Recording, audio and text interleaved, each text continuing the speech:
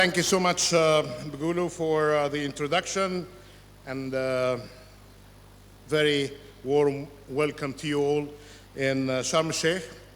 I hope that you are all enjoying yourselves, having constructive discussions, and we are up to a very important initiative that needs to go through 5 filters to be blessed. Before saying what are the filters, I'd like to recognize the attendance and the support of the President of Kenya, President William Ruto, President of Malawi, President Chakwera, President Nasembe. I'd like to recognize as well the participation of Minister Lee White of Gabon on behalf of President Bongo, and we are happy as well to see with us Minister Abdullahi on behalf of President Buhari. And again, it's a great event that we need to support if it goes through 5 filters. So implementation cup. So are we going to see some implementable measures to have carbon credit markets, a holistic approach to climate and sustainable development? Would this market support just transition? Regional cooperation, which is one of the main features of COP27, not just for Africa, but for Africa and beyond.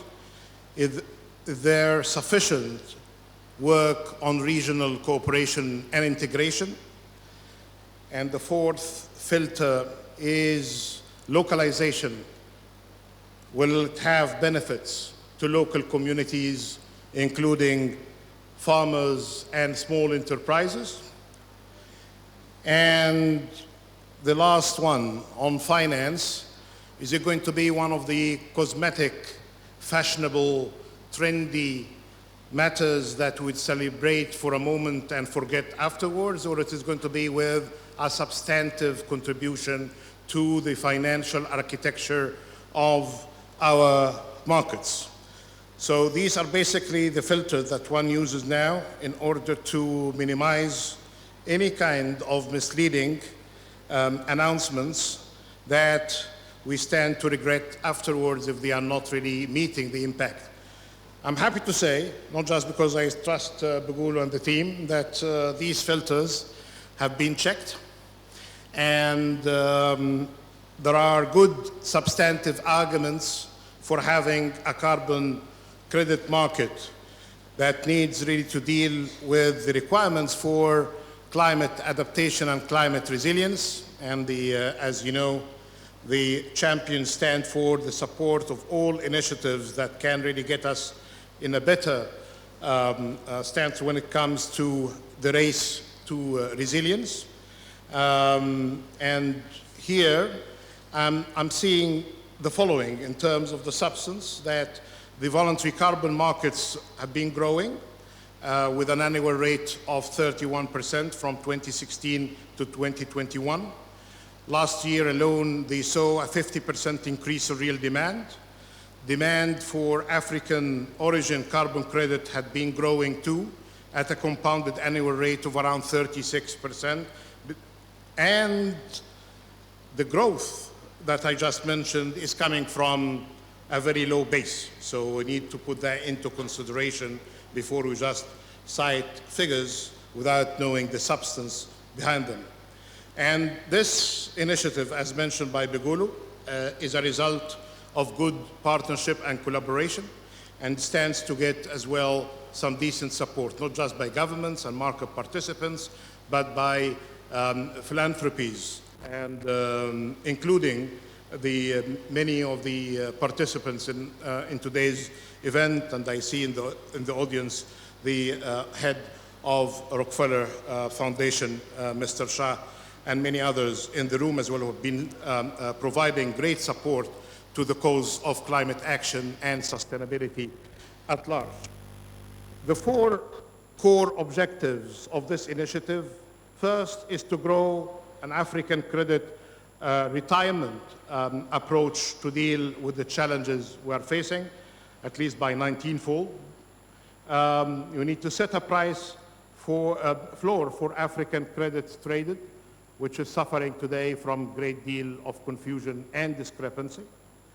Third is to ensure value creation, equitable and transparent distribution of carbon credit revenue, and to create and or support 30 million jobs by 2030 and more than 100 million by 2050. On demand side, the initiative will seek to organize advanced market commitments, advocate to build demand for African carbon credits, raising awareness of the integrity and quality of differentiated credits and opening access to compliance markets. I remember when I had a brief chat with Kate Hampton, who is in the room as well.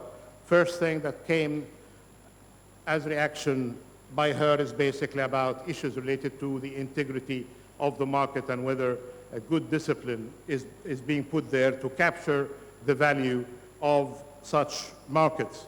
I appreciate as well the work of many, not just the participants cited by Bugulu earlier, but others, including Rachel Kite and her work, Laurence Tobiana and their work on integrity with Ms. Buchner. So I have the habit of cutting my good sister Bugulu from time to time.